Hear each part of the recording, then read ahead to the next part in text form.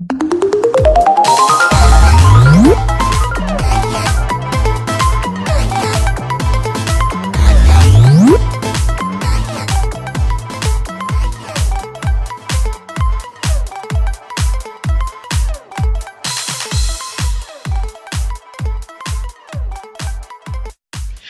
and welcome to the new gaming podcast show. This is Game Warp. My name is Elwood Jones and I'm joined by my co-host, Kim Lowe. Hi.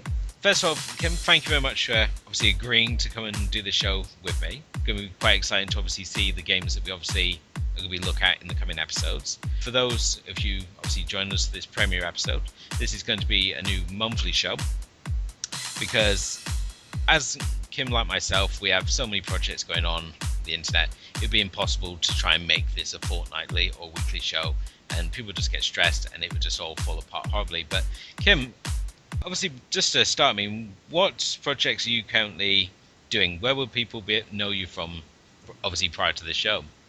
Well, I guess if we're linked to that moment in, we're both linked to that moment in. Yep. We write gaming reviews there, and I do the random chat show, and I have my own blog, Tranquil Dreams. Okay, and what sort of things are you doing over at Tranquil Dreams for those So obviously not it's, familiar with I it? don't know, film, movies. It's everything.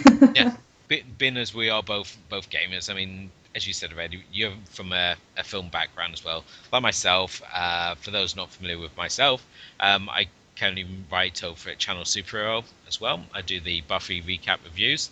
I also obsess way too much over Culture Obscure Cinema over at my main blog From the Depths DVD Hell.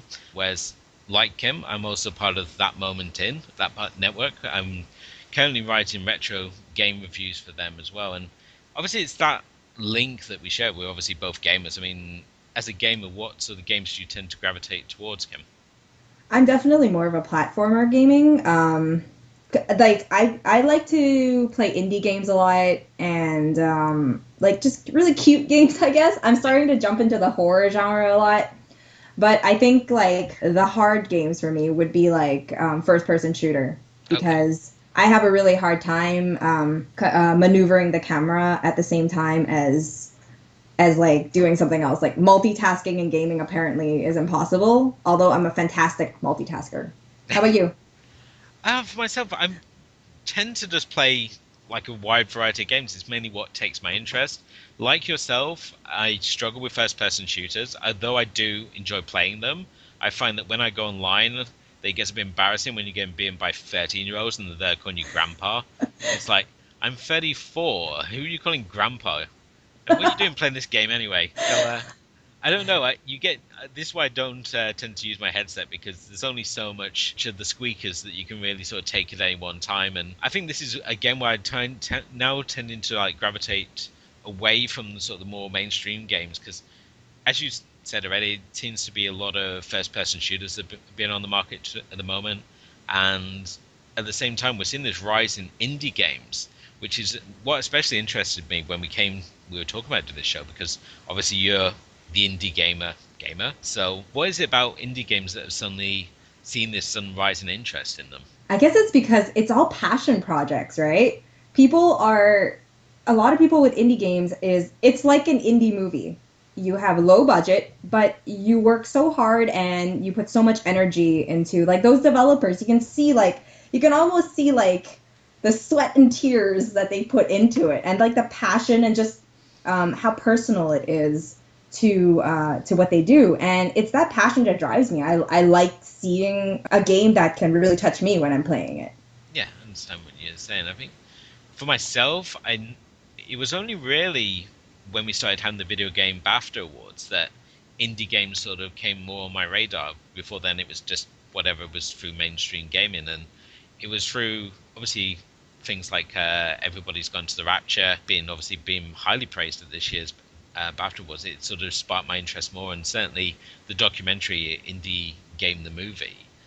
Which obviously looked at the games Braid, Fez, and Super Meat Boy and their development. That it sort of sparked my interest in the fact that, as you said, that these are passion projects. They're very small teams that are making these games, and they're not what, especially for us old school gamers, what you would consider to be an indie game. These look like professional polished games. They may be more limited in scope, but they still look very polished. And certainly when you look at things such as Fez and Super Meat Boy, and Braid especially, which used its reverse time mechanic that we haven't really seen since the old Prince of Persia games on the PlayStation. That they're doing inventive things that you may not see in the mainstream games, and I think that's certainly an exciting sort of aspect and something I'm really looking forward to exploring on this show, especially. And I'm hoping that you're going to be able to guide me through because, as I said, I have no idea where to even start with when it comes to indie games. So, Well, I mean,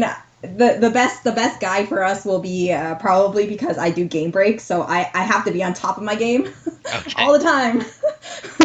I think that's the best. That's going to be the best thing. My goal is that every game that I cover on Game Break is going to be something that I'm going to play, especially because I cover a lot of Kickstarter projects. So I'm really interested in seeing how those games turn out because the potential is just amazing.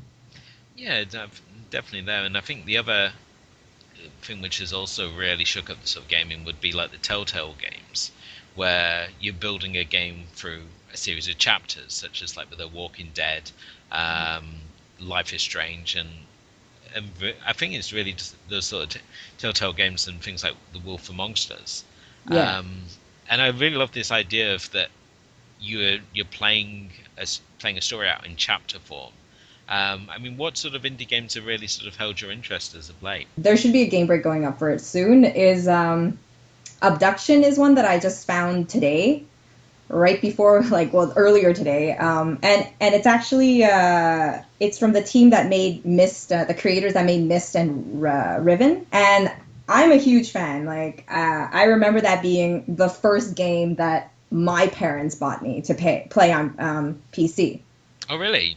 Yeah, that was the first game I played on PC. And like, I mean, not like, I mean, I had other games before that, but like Yeah, the first, like, game, like that it was just so mind-boggling at that. Like, I think it was like in 95 or something when I first bought the computer, and like when my dad first bought the computer, and it was just amazing to like, it was so confusing because I was like, I don't know, 9 or 10 or something like that, and it was like just crazy. I couldn't figure it out, and I don't think I actually ever finished Mist, yeah. but Okay. in my mind, I Yeah, I always want to get back. Like, that world is so amazing that at like right now, like at 30, I want to go back to do it. you're You making me know, very nostalgic when you talk about Mist, because obviously Mist, I really have to like wonder like if you're given Mist as especially a young child, because obviously Mist is just essentially a series of pictures. There's no action, so to speak, in it, and it's just a series of idea of going around this island and solving puzzles, which I know as a child I couldn't really fit like yourself. I couldn't figure out what I'm supposed to be doing at that point because you're just used to playing normal games, things like Doom or Space Crusade or Hero Quest. You have the idea of what a game is, and then you have something like Myst, which essentially just shakes up your idea of what a game could be. But I never played any of the follow-ups like Riven or any of its sort of follow-ups there. But yeah, I just still remember, even though not a lot really happens in that game, I just remember it being this really memorable experience still. yeah, because it was kind of like a groundbreaking thing if you look back at it. That Myst was the first game that defined what world building was. It's what defined maybe even like building your own story in a way. Like, the world is yours. This is kind of you. You're in first person. You're walking through this place, discovering everywhere, and piecing things together. And I still remember the first feeling of like how I felt when I played this game, and it was just an amazing experience, I guess. Okay. So would you say like the PC was the start of you becoming a gamer, or was there a Definitely time not. before then? Definitely not. Definitely not. I didn't actually play. I played a lot of games whenever I went to my cousin's house because I don't own any consoles or Yeah. anything. I have an Asian background, so my parents were the Asian parents where study, study, study. So I actually started gaming when I got my PlayStation 2 a few years back, Okay. and my Nintendo DS. And yeah, it's been a growing interest. Like I now that I have the PS3, the PS4, there's more opportunities to like jump into this world, and I'm discovering like mobile games and all that stuff too. So it's really nice. Like, so Yeah, yeah. Are there any games on your radar right now? May is a bit of a weird month for the new releases, so to speak. I mean, obviously, Doom is set for its reboot. We've got that coming out on the 13th of May. At the moment, it's kind of iffy. No one knows what way to really take it, especially with the beta for the multiplayer being released, being greeted with mixed reaction.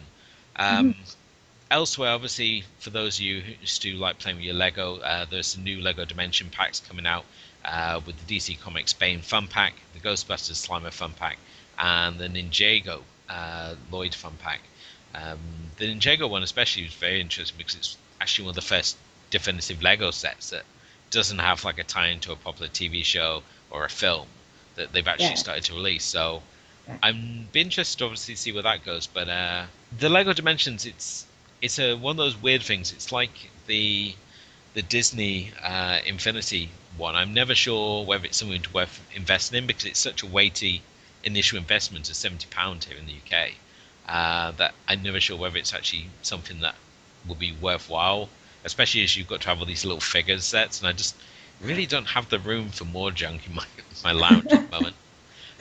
Ask yourself, what's got you excited in the month ahead? Definitely Uncharted 4. I think a lot of people like that is listening to the podcast is probably, that's a game that has caused a lot of talk. I mean, it's the final game of Uncharted, and on top of that, they had the multiplayer beta, which I actually had posted a gameplay on. It's like it's been delayed and delayed, Yeah, and now it's going to be interesting to see just like they've really built the expectations now, and we've seen a lot of clips of the story itself, and now the question is that will it live up to the expectations of the other three?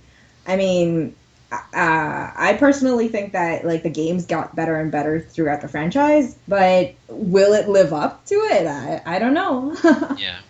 I I'm think still really excited though. So well, that's I think it's certainly one of the big titles. I mean, it's a PlayStation exclusive again, yeah, and seeing how big, as you said before, the first three games were, again, they were PlayStation exclusives. And at this point, the PlayStation doesn't really have a stronger library of the exclusives compared to the Xbox. And it's completely reversed, really, because when we look at the Xbox 360 and the PlayStation 3, the PlayStation clearly won out with its exclusives. Originally, Xbox had the lead with Bioshock. That unfortunately went over to the PlayStation, and they never really recovered. The exclusives on the PlayStation were much better with things like Heavy Rain, The Last of Us, obviously Uncharted, and Little Big Planet. Little Big yeah. Planet, I feel that we're going to come back to when we move on to our featured game for this episode, Unraveled. But I think when Uncharted 4 comes out, if it's good, I think the PlayStation 4 in particular is probably going to see a big rise in the amount of consoles that they start selling. I think this could be the one of the games that's really proves a defining moment in the ongoing console wars between the Xbox One and the PlayStation 4. Um, but I'm excited to see what happens next. I've still yet to beat the first game, so I can't really comment on what happens in 2 or 3. But I'll take your word from it if you say they're good. Well, for sure. I mean, I'm to be completely honest and transparent. It would be that I'm still struggling to get through Uncharted by myself. But I mean, I have watched my husband play it, all three. I've been there. So I kind of dabble a little. But in shooting scenes, I kind of just pass the controller over because I would die about 50,000 times before I'm going to get through it. So, but Yeah, it's a work in progress. that's fine. That's fine. Um, Yeah. I mean, is there anything else that's sort of holding your attention in May? 'Cause, I mean, obviously we have got Blizzard releasing Overwatch, the game which they're hoping is really going to tap into the same market that they've kind of dominated with World of Warcraft. Um, at the same time, for those of you who like more random simulations, we also have Forestry 2017 coming out, which I kind of feel that it's going to appeal to the Euro Truck simulator crowd, but each their own, I guess.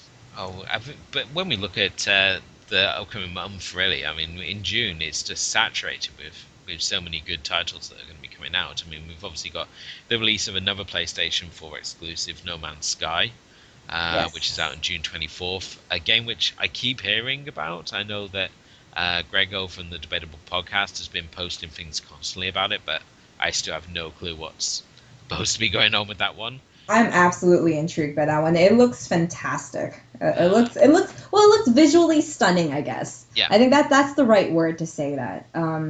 It's another, I think it's another like free roaming world type of deal. I haven't looked into it much, but I believe that they also had a beta that came out. I'm not familiar though. going slightly further ahead, the most exciting release, certainly for my schedule at the moment, would be Carmageddon Max Damage, which comes out on July 8th. Finally, we have a release date for this game, which has been taunting me for the last 2 months as coming soon. So it's great to finally have a release date of July 8th. And we will be having a write up for that on that moment in. So Look out. you're planning that. We're expecting it. I've already put my name down. I said that I've threat of sawing my own arm off if I don't get it. Um, I said that that above anything else, you can give me any other number of NAF games to review, as long as I get Carmageddon Max Damage, because finally it looks like we have a Carmageddon game to rival the original game, because the original game came out and it was wonderful, and then we just had just awful sequels and sort of add-ons as it sort of died in this hail of controversy and just shoddy graphic updates. So to see Carmageddon returning, especially to PlayStation 4 and Xbox One, in this wonderful version, and from the looks of it, you get to drive a truck, which just intrigues me greatly. So I'm just so excited about Carmageddon Max Damage. So that's where all the gold at the end of the rainbow is for me currently. I think you might have sold everyone with your enthusiasm just now. I would hope so. Yes, everyone, just don't pay your rent. Buy Carmageddon. That's what we need. So we can get more Carmageddon games, because there's not enough vehicle shooters out there. And I think I commented on this recently on that momentum when I was reviewing Vigilante 8, another series I would love to see come back. But going off what they did with the arcade version, the release for the 360, I don't think it's coming back anytime soon. So currently, all my vehicle shooter hopes and dreams kind of lie with Carmageddon or them making another Twisted Metal. But Wow. Well, are they making a new Twisted Metal? I don't know. I've not seen anything yet. It seems like there's a lot of talk about revivals now of different games. So Yeah. I'm actually we should be expecting a post from you on that. Working So, on one right now. what game would you like to see come back? What game would I like to see? Wow. Don't I know. would say Crash Bandicoot, but that one already seems to be having a revival. Is it though? Um, I keep seeing like these things, and I can't tell if it's just like fan art or if it's like just something else to taunt me, like the supposed trailer for the new season of Breaking Bad, which just turned out to be a Rickroll. Um, it feels like everybody's trying to taunt each other right now on Yeah. this. I would love another Crash Bandicoot. It's been too long. Yeah, that franchise has gone on for a long time. I would actually, the game that made me think about revivals the most was Where in the World is Carmen Sandiego? Oh, you're going really old school. Yeah, like my elementary school education game. Yeah, that was like one of those games that they brought out for schools, and you would have like that game, or especially my school. I think we were like our school was just really poor, so we just had like the ABC computer with like the real floppy disks. And you Okay. had to like punch in like a bunch of code to get the thing to work, and it just made like awful teeny sort of noises. Um, those are the ones I remember. I remember that they used to have like these tie-in games to these educational programs they showed. So you'd have like the Spuggy Racer and Through the Dragon's Eye, which I think anyone outside the UK that probably goes right over the head as to what these things are. But these were like educational programs here in the UK that we used to watch. Kind of like Another game that deserves a bit of a revival is the original Prince of Persia. I think that game has something to offer. We've gone through a lot of Prince of Persias, but nothing quite is like, inching forward to jump over like a hole, you know? It surprised me. I think certainly something that would show up on Marketplace. I would think that someone would do like a little indie version of it, rather than because if they did like a mainstream version, we'd have like another Sands of Time or one of those games. Which, while they were fun, it's kind of a different experience to, as you were saying, the original one, which was a lot of tiptoeing. I remember through like those crushing gates and really Yeah. clumsy sword fights where you just like used to constantly swipe and wait for someone to walk into your You sword. just your sword fights were just jabs. Yeah, You just see timely jabbing of the other character, and he just fall over. And then those cut scenes are hilarious. Yeah, thinking back about that, it was kind of funny too. so, I mean, obviously, that's the new releases coming ahead. I mean, should we move on to our feature game then? Absolutely. I am so excited to talk about this. So, we're doing Unraveled, like you mentioned before. Yep. And Unraveled is a game, in case people don't know, it's currently available on consoles, right? PS4, Xbox. How did you play it? I played the Xbox One version. Yeah, I think Xbox. you played Okay. obviously the PlayStation version. Yeah, PlayStation 4 version, yeah. And it's a story about we play as a little yarn boy called Yarny, and he has to traverse through these different locations and obstacles and gather memories. It's a real simple concept, but it's Yeah. powerfully effective. Obviously, when you meet Yarny, he starts off, as you say, he's a ball of wool who forms this little devil creature, and as you say, he basically goes through and he collects memories. And I wasn't sure playing this because obviously we introduced the old woman, whether this was his journey was supposed to be like a metaphor for Alzheimer's, and Hmm. that she was basically you were there collecting her memories because obviously the first thing we come to is the photo book, and Yeah. all the memories are smeared, and by every level you complete you add new pictures to this photo album to it eventually completes. And it starts off very sort of happy and carefree. You're at the beach and you're in the backyard, and it slowly gets darker as it goes on. I mean, this is only a very small game. It's about 5 to 6 hours of gameplay.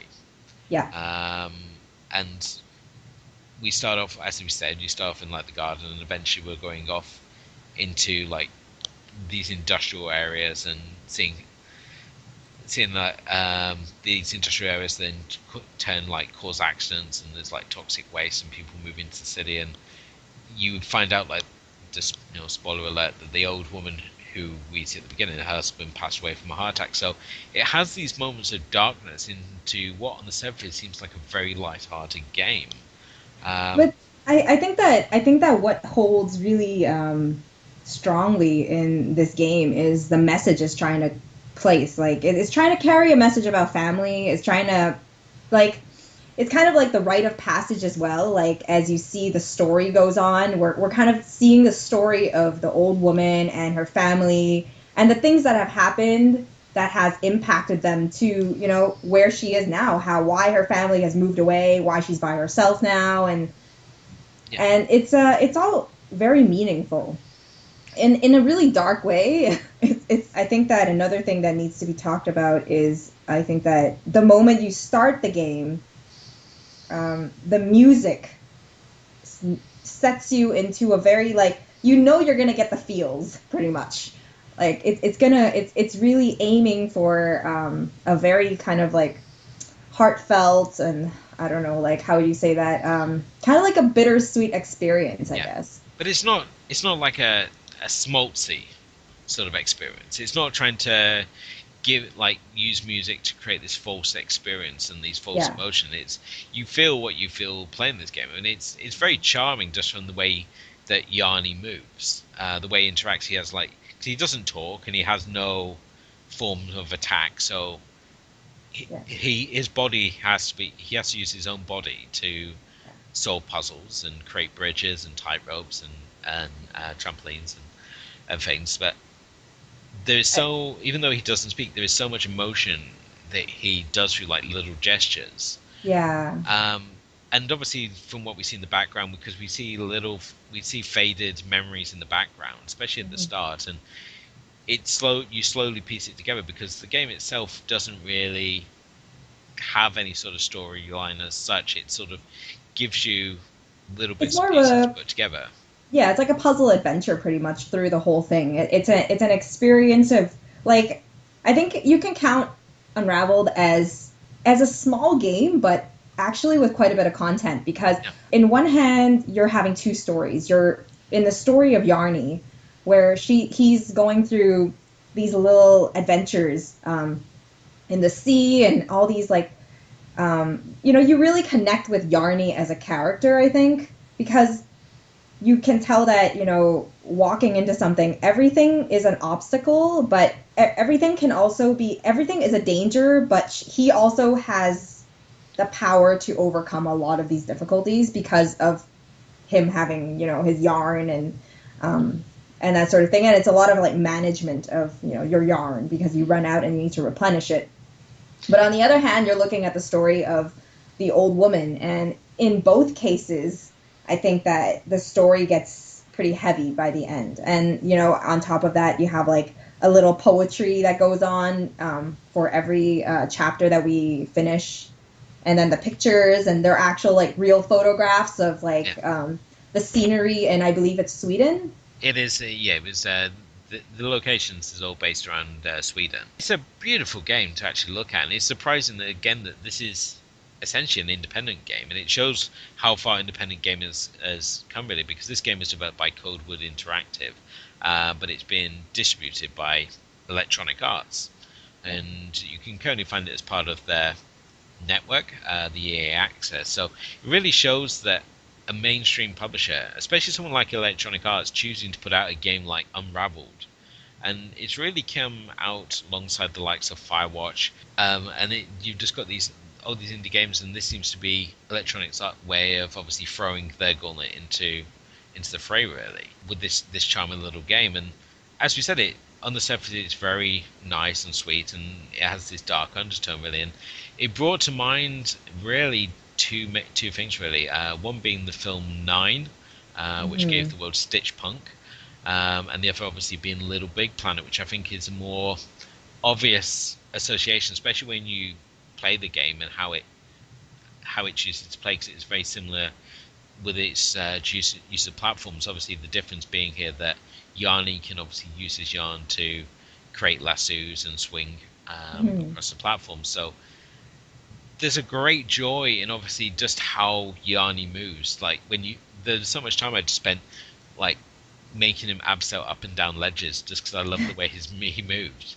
And the further he goes, the more knotted his thread becomes, because obviously from the start he's got this constant trail of threads that runs from his body, and it's Hmm. this idea of the thread of memory that attaches it all together. And obviously he only has so much thread, so to approach puzzles you have to sometimes manage the amount of thread that you use, because obviously I think it's the second level, there's a jump where you launch forward, and if you've used too much thread you can't complete the final jump, it just pulls you back.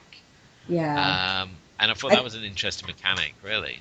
it is, and I think that this leads us to my next question into how you felt about the puzzles. I think that like my biggest issue with this game was that yes, it was visually beautiful, but sometimes the puzzles were challenging, very challenging, and I think that it's not a turnoff. I still think that overall the experience was very great. Like it really impacted me a lot. Yeah, But at the same time, there were parts, like just little parts here and there, where the puzzles were close to impossible because they had to be such an accurate part. Like there was just this little window that you can throw your yarn and lasso it into something else and swing. yeah. Or the dangers just get increasingly heavier. Like higher the danger is just. But then I mean at the same time it's also I think it's also the fact that as the game moves along, I became so connected to Yarny that I think like I get nervous when he's nervous type of thing. Like if like the electric wire starts burning, I'm like, what is going on? You know? Yeah, the section where Yarny has to avoid the birds in the field by Yeah, hiding behind different objects was yeah, particularly tense, especially because it's essentially a one hit, one kill situation yeah. where if the birds find him, he swoops off, and you see Yarny's little bewildered face fly off the screen, and it's like so heartbreaking. And It's crazy because the deaths are just so harsh. You know, I yeah, remembered my first death in Unraveled was getting killed by a crab, oh and really? I was destroyed. I don't know what made me think walking to a crab was a good idea. Okay, but I got snipped in half. Perhaps it was this like Disney delusion that we're under because the game's so cute that you think, oh, it's a crab. He'll be my wildlife friend. He'll give me a ride or something like that. But no, I died way before that. I died because I didn't realize that Yarny can't swim. Okay, So okay. you turn on the tap and the basin fills up, and I thought, oh, he could like swim or something, but no, he just drowns.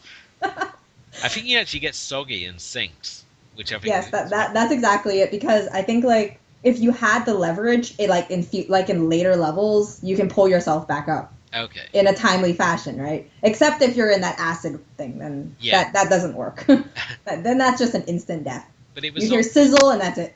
yeah, it was on that part as well, which I encountered one of my first irritating puzzles, and that's where you have to collect a series of apples to put them into this basin so you can create a bridge to walk across. And I was like, fine, I think 3 apples in, and then it's like, no, you got another 2 apples to go, and it's like, oh, I just can't be bothered with this. And there's a number of puzzles as well where the order in which you attach your yarn Mhm. affects how tense the rope will go, and obviously by having the tenseness between 2 points enables him to create his little trampoline or a bridge or whatever he needs. But the way the game has been designed is that you have to do them in a particular order, otherwise the line's too slack. And there's no sort of logical way to see it. And there are a number of puzzles that you have to die first. You can't sort of get them on the first run through. You have to sort of die first or die a number of times to obviously get the timing. Especially there's a part where he has to go up a hill and avoid these falling boulders. Yeah, And trying I to remember figure out that the part. pattern of them was just it was I remember that part profoundly. I think yeah. it was the electric. There was part in there that had an electric wire area, like that train one. Oh my god, off the rails. I got so frustrated with that level. I could not figure it out for the life of me, and I gave the controller to my husband. I was like, "You figure it out. I don't want any part of this anymore. I'm done."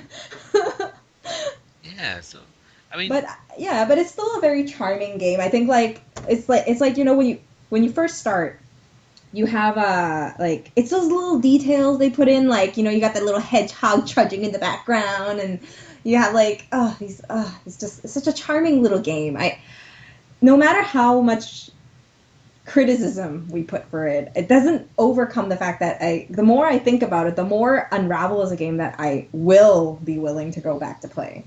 yeah, it's such a palate cleanser, especially for someone myself who just tends to play. I don't know what you'd say, just the traditional violent video games is my main sort of palette, really. So to play something like Unravel, much like Little Big Planet, that has this sense of innocence Yeah, and that it's more about the visual experience that you have and just the simple joy of seeing how a character moves, such as Yarny, and as I said, the little expressions and just how he gets from point A to point B just being so charming was such a selling point for this game, and it really was quite a nice break to have a game that's not just about beating things up from point A to point B, and just while those games are great, and I've nothing to that this game hasn't like sworn me off playing violent video games, not in the slightest. It's nice to actually that developers are out there, obviously realizing that you know the gaming market is so vast now because everyone essentially has now become a gamer yeah, that you can create these games that don't have to be violent, that can be more puzzle focused, but not to the point where it's frustrating. A case like Super Meat Boy, which obviously works off this idea of increasingly more difficult puzzles. Unravel's not that sort of game. It has puzzles, but it's never to the point where you're so frustrated that you just don't want to play the game anymore, or that you just want to walk away from it. It frustrates you to the point of being challenging, but never to the point where you would want to sort of give up. And I think it's also added to by just having such a short runtime that it's not going to eat into much into your other games. So it's nice to be able to like pick this up, have that distraction, and then go back to whatever you're playing as like your mainstay at the moment, really. I think you hit a lot of really good points there. And what I think right now is like after everything you said, it really emphasizes one point is that Unravel is a really good example of why indie games is just so suitable. Like so, it has such a potential to grow in the market right now. It's charming. It brings something different to the table from like AAA games or just the normal that we would play. Yeah.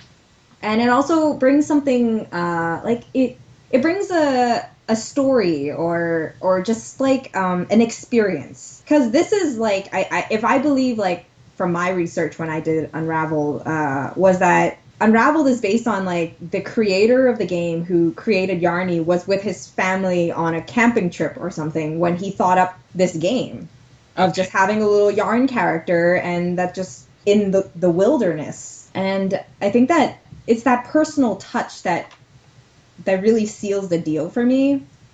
You like the personal sort of element to it. And Yeah. I think this is what we're seeing more, especially within independent games, because they have that freedom to add more sort of personal elements into at the same time is proven to be somewhat of a downfall for certain developers, really. Mm-hmm. When we look at people like Jonathan Blow, who gave us Braid, I know that when Braid came out, that he was, whenever someone posted a review, he was pretty much going on after them personally, attacking them for not getting the game the way he felt it was meant to be seen.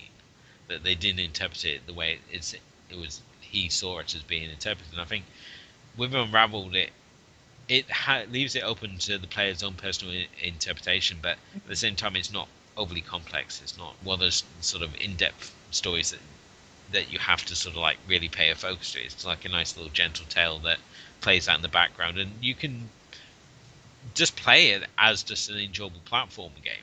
You don't have to get wrapped up in the story. I mean, you can ignore the photo book entirely Yeah. and just go from level to level and just see it as a platform with changing environments, and it's fun in that respect. So Yeah, because I mean, if you think about it, like Yarny goes through all the seasons, he goes through every single weather, he encounters different locations, and it's that's what I'm saying. Like it's great that it has two stories, and for people who aren't completionists, they can either choose, say, like younger gamers probably won't want to do the photo book and they'll just want to do the puzzles. yeah, Whereas, like if you're more sentimental, like I am as a gamer, then you probably would want to go and look at the photo book, and you're doing this because you want to capture all the memories and understand what's going on. I think you make a good point about the open-ended, like it's open for interpretation. And what's really great about the developers, I think, is that they're very open to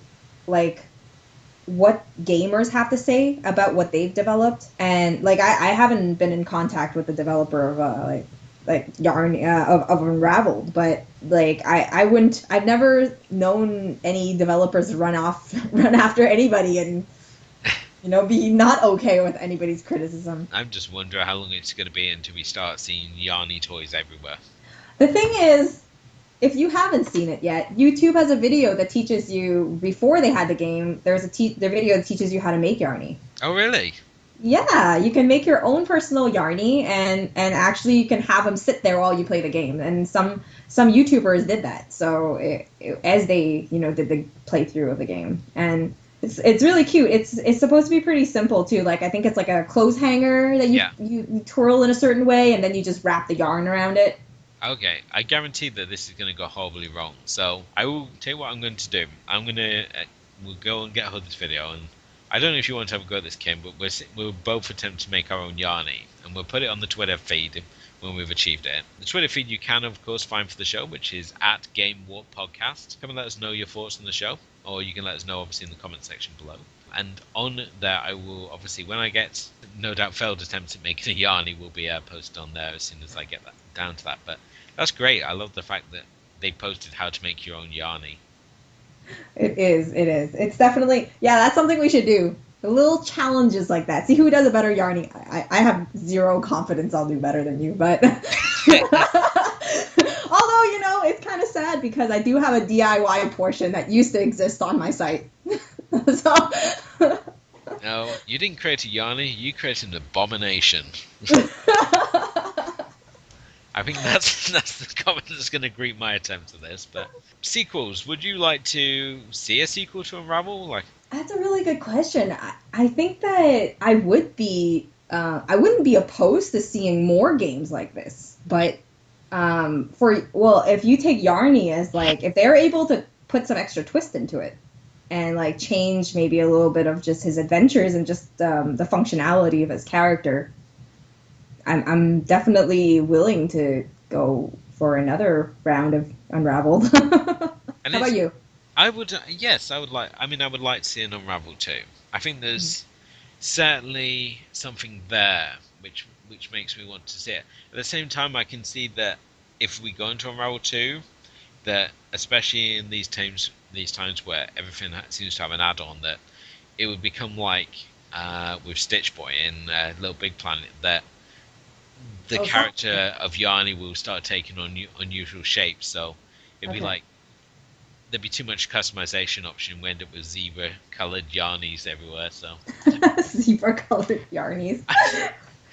but now I said that, I really want to see a black and white striped Yarny. Okay, so yours is going to be black and white then. It's going to be something. I don't know about black and white. So, ah, to the yarn room. Final thoughts on this one. I mean, do you have any final thoughts on this one before we obviously wrap this up? Go play it. That's my final thoughts for everybody. Go play it. It's an experience that I think regardless if you like puzzle adventures or not, Yeah, there is something very peaceful about this game to play. Like the music, we didn't even have time to talk about the music. Like the music, the visuals, just the photography of the scenes and the pictures that they have and just everything they have is just breathtaking. I think that the moment you start up this game, you know this is going to be a unique experience. yeah, definitely. Yeah. At the moment, you can obviously play the first two levels either via the EA Access, or you can obviously download it from your appropriate network, be it PlayStation or Xbox. If you download it on the Xbox, it gives you 10 hours to complete the first two levels, which honestly you won't need, but it would certainly gives you a good enough idea of whether this is going to be the game for you. But for myself, I really enjoyed it. I can't really not recommend it enough, really. So Kim, are you giving it a thumbs up as well? I'm giving it a thumbs up. Cool. So like say out of 5 stars in the heart of that moment out of 5 stars, how much would you give this? I'm gonna say 4. 4? And the reason I say 4 is just purely, I want to criticize the length slightly, but I'm leaning more just towards some of the puzzles just irritating me too much to put it more. Um, yeah, it's some of these puzzles are just a little too frustrating, or they feel like a little too simplistic, like you're playing a game for a much younger audience. Which obviously, as you get later into the game and see how dark it gets, clearly isn't the case. Um, it's just the developers easing you into the game. Um, but yeah, I would say it's a solid 4 for myself. Okay. I'm going to go a little higher. I'm going to go 4.2. Okay, we're going to start screwing up the rating system by doing points already. So yeah, that's fine. So, but yeah, you go. It's a overwhelming recommendation from both myself and Kim. And this brings us to the end of this debut episode. We hope that you've enjoyed it. As I've said before, if you wish to get in touch with ourselves, you can do via the Twitter, which is available now which is at Game Warp Podcast, or one word. Let us know your thoughts. Any games you would like to see covered on the show. We And are Elwood, where would we be able to suggestions. find you? If you want to speak to me directly, you can do, which is at Elwood Jones. On the Twitter, you can find my reviews obviously at thatmomentin.com, as well as channelsuperhero.com and my main blog, which is from the Depths of DVD Hell, which is from the Depths of DVD Hell.blogspot.co.uk. And Kim, if they want to obviously find yourself, where do they find you to? You can find me at Random Chat Show for the random chat stuff. You can also see my game breaks and game reviews on thatmomentin.com, just like Elwood. And my film, books, and recipes and all that stuff is on Tranquil Dreams at KLLING.wordpress.com. The next show, what have we got coming up? We're going to be reviewing Life is Strange, most probably. Let us know in the comment section what you thought of the show. And if you have any game recommendations, please tell us. Yes, we'd like to think that we're covering the games that you good folks would want to hear about it. But obviously, to make sure you don't miss any episodes as well, hit that subscribe button, leave us a nice rating or some nice words below. And until next time, this is Elwood Jones signing off. Thank you again to my co-host Kim. Thank you for everyone for listening. And this is, of course, has been the Game Walk podcast. Until next time, keep it strange.